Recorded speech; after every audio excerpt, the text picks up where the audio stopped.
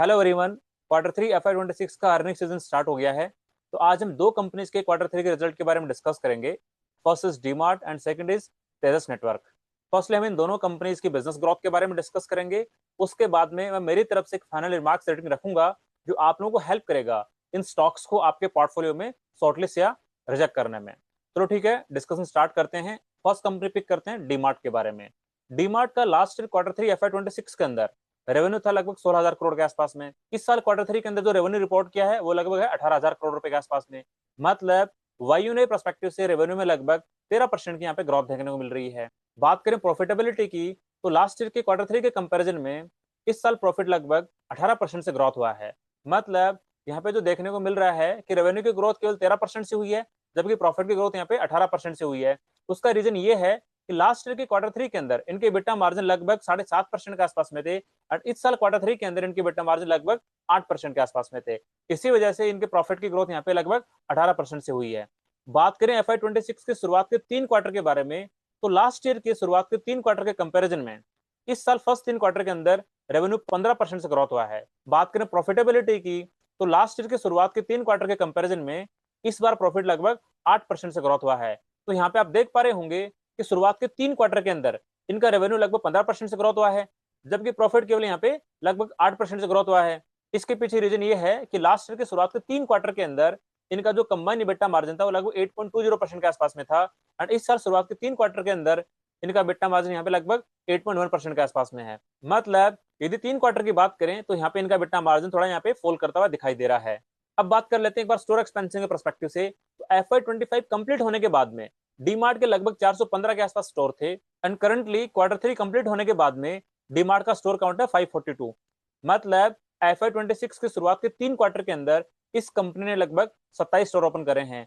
And आपको याद होगा लास्ट ईयर के फाइनेंशियल ईयर के अंदर पूरे एक साल के अंदर डीमार्ट ने लगभग 50 स्टोर ओपन करे थे।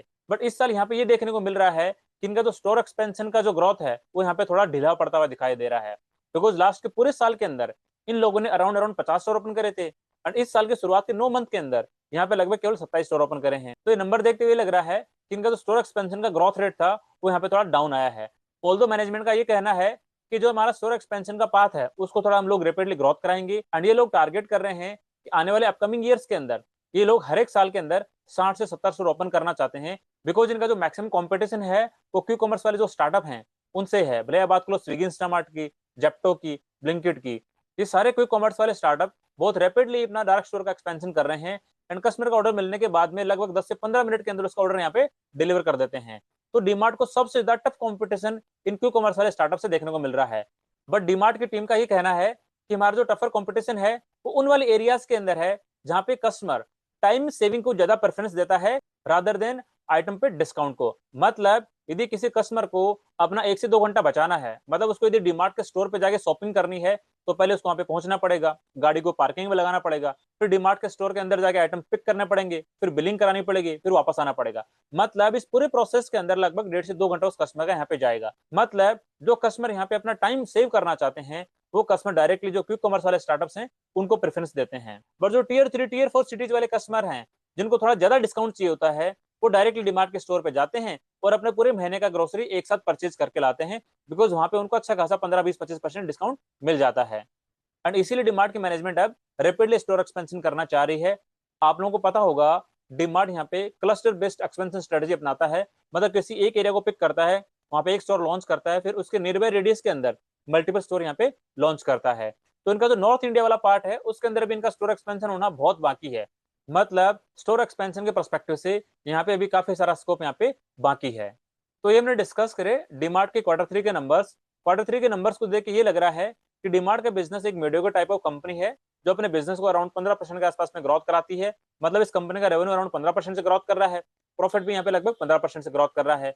एंड बात करें डीमार्ट के स्टॉक के वैल्यूएशन के पर्सपेक्टिव से तो डीमार्ट का स्टॉक करंटली लगभग 90 की प्राइस टू अर्निंग रेशियो पर ट्रेड कर रहा है। एंड यदि इसका फॉरवर्ड अर्निंग के according expected forward price ratio calculate करने की कोशिश करें तो निकल के आता है 5 से 6 के बीच में। मतलब इसका forward price to earning ratio होगा लगभग 80 से 85 के बीच में। इस बिजनेस की ग्रोथ रेट है 15% के आसपास में। तो यदि 80 के अंदर 15 का मैं डिवाइड करता हूँ तो निकल के आता है 5 से 6 के बीच में। मतलब डीमार्ट एक ऐसी कंपनी है जो 15% से अपना बिजनेस ग्रोथ कराती है एंड इसका फॉरवर्ड प्राइस रेशियो लगभग 5 से 6 के बीच में फॉल करता हुआ दिखाई दे रहा है। मतलब हमारा किसी कंपनी को शॉर्टलिस्ट करने का जो सबसे इंपॉर्टेंट क्राइटेरिया होता है उसमें यहाँ पे डीमार्ट पास होता नहीं दिखाई दे रहा है।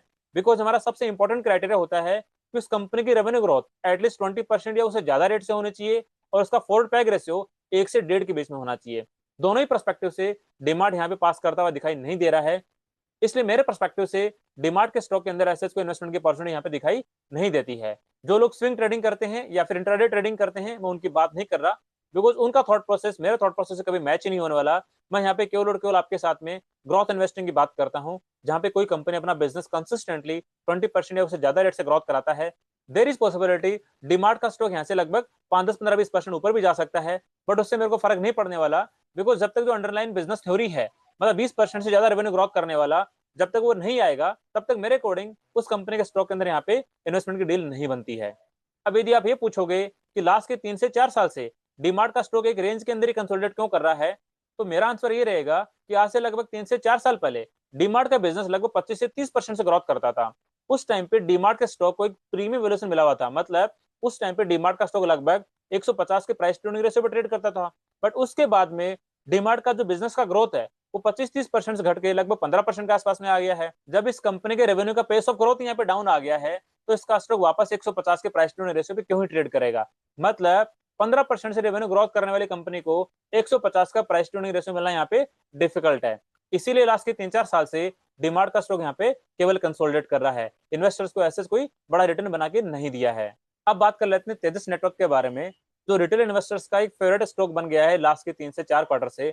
बिकॉज इस कंपनी का स्टॉक अपने लाइफ हाई प्राइस से 80% से ज्यादा करेक्ट कर चुका है, इसलिए काफी सारे रिटेल इन्वेस्टर इस स्टॉक को अपने पोर्टफोलियो में भर भर के खरीद रहे हैं और इस उम्मीद में खरीद रहे हैं कि जैसे स्टॉक वापस अपने लाइफ हाई प्राइस पे जाएगा तो हमारा पैसा यहाँ पे डबल ट्रिपल हो जाएगा। बट आप ये देखो लास्ट के 2-3 क्वार्टर से तेजस नेटवर्क के रिजल्ट कैसे आ रहे हैं। यदि Q3 की बात करें तो तेजस नेटवर्क का रेवेन्यू यहाँ पे लगभग 85% से फॉल किया है। लास्ट ईयर Q3 के अंदर कंपनी प्रॉफिटेबल थी एंड इस साल Q3 के अंदर कंपनी ने लगभग 200 करोड़ का यहाँ पे लॉस बुक किया है। एंड यदि इसको क्वार्टर कंपेयर करें तो ऑल्दो इसका रेवेन्यू लगभग 30% से ग्रोथ हुआ है, बट कंपनी अभी भी लॉस मेकिंग है, लगभग 200 करोड़ का लॉस बुक किया है। तो यदि तेजस नेटवर्क को हमारे कंपनी शॉर्ट लिस्टिंग वाले क्राइटेरिया से क्रॉस चेक करने की कोशिश करें तो क्या निकल के आएगा, ये तो सबसे पहले वैसे ही रिजेक्ट हो जाएगा। इस कंपनी के बिजनेस में तो ग्रोथ ही नहीं है, तो इस कंपनी को हम टच ही नहीं करेंगे। मतलब जिस कंपनी के बिजनेस में ग्रोथ ही नहीं है उसको हम लोग हमारे जो बाकी का शॉर्ट लिस्टिंग क्राइटेरिया है उसमें जाके इसको क्यों ही क्रॉस चेक करें। सबसे फर्स्ट क्राइटेरिया के अंदर ये वाली कंपनी यहाँ पे फेल हो गई है। तो ये हमने डिस्कस करे डीमार्ट एंड तेजस नेटवर्क के Q3 के नंबर्स। दोनों कंपनी के रिजल्ट से हमें यहाँ पे 2 लर्निंग देखने को मिली है कि दोनों लर्निंग में यहाँ पे काफी दिनों से रिपीट करने की कोशिश कर रहा हूँ। इस बार मैंने Q3 के दोनों के रिजल्ट देखे और मेरे को लगा कि इन दोनों कंपनीज का रिजल्ट एक साथ डिस्कस करने से ये दोनों लर्निंग एक बार मैं फिर से रिपीट कर पाऊंगा, इसलिए दोनों कंपनीज के रिजल्ट को मैं एक साथ पिक किया डिस्कस करने के लिए। तो चलो एक बार फिर से रिपीट कर देता हूँ कि दोनों लर्निंग क्या है। फर्स्ट लर्निंग ये है, जिस कंपनी का पेस ऑफ रेवेन्यू ग्रोथ यहाँ पे डाउन आ गया है, मतलब पहले वो 20, 25, 30% से ग्रोथ करता था, अब लगभग 12, 13, 15% से ग्रोथ कर रहा है, तो उस कंपनी का स्टॉक यहाँ पे केवल कंसोलिडेशन फेज के अंदर चला जाएगा, जैसा डीमार्ट के साथ हो रहा है, जैसा ट्रेंड के साथ में हो रहा है। सेकंड हमारी लर्निंग है, जो कंपनी लॉस मेकिंग है, जो कंपनी अपना रेवेन्यू ग्रोथ नहीं करा पा रही है, क्वार्टरली प्रॉफिट ही रिपोर्ट नहीं कर पा रही है, उन कंपनीज के स्टॉक अपने लाइफ हाई प्राइस से अच्छे खासे करेक्ट कर चुके हैं, तो उन कंपनीज के स्टॉक्स की तरफ हमें बिल्कुल भी नहीं देखना है। हमें केवल उन्हीं कंपनीज के स्टॉक्स के अंदर इन्वेस्टमेंट करना है जिनका बिजनेस कंसिस्टेंटली 20% या उससे ज्यादा रेट से ग्रोथ कर रहा है एंड वैल्यूएशन के पर्सपेक्टिव से उन कंपनीज का स्टॉक 1 से 1.5 के फॉरवर्ड पैग रेशियो के बीच में यहाँ पे ट्रेड कर रहा हो। तो आज के वीडियो में इतना ही। यदि आपको वीडियो पसंद आया है तो लाइक जरूर करना एंड अपने दोस्तों के साथ में इस वीडियो को जरूर शेयर कर देना, ताकि उनको भी इन दोनों लर्निंग के बारे में अच्छे से पता लग जाए, ताकि वो लोग भी किसी दूसरे इन्फ्लुएंसर के चक्कर में आके अपना कैपिटल इस तरह के स्टॉक्स में ना डालें। अदरवाइज काफी लंबे टाइम तक उनको इंतजार करना पड़ेगा अपने कैपिटल को रिकवर करने का, साथ में उनको जो टेंशन स्ट्रेस आएगा वो अलग बात है। तो ये वीडियो अपने फ्रेंड सर्कल में शेयर जरूर कर देना, ताकि वो लोग अपने इन्वेस्टिंग जर्नी के दौरान अपने पोर्टफोलियो के अंदर इस तरह से खराब रिजल्ट देने वाली कंपनीज को ऐड ना करें। एटलीस्ट वो इस चीज से अवेयर तो रहें कि हमें केवल उन्हीं कंपनीज में इन्वेस्टमेंट करना है जिनका बिजनेस कंसिस्टेंटली 20% या उससे ज्यादा रेट से ग्रोथ कर रहा है।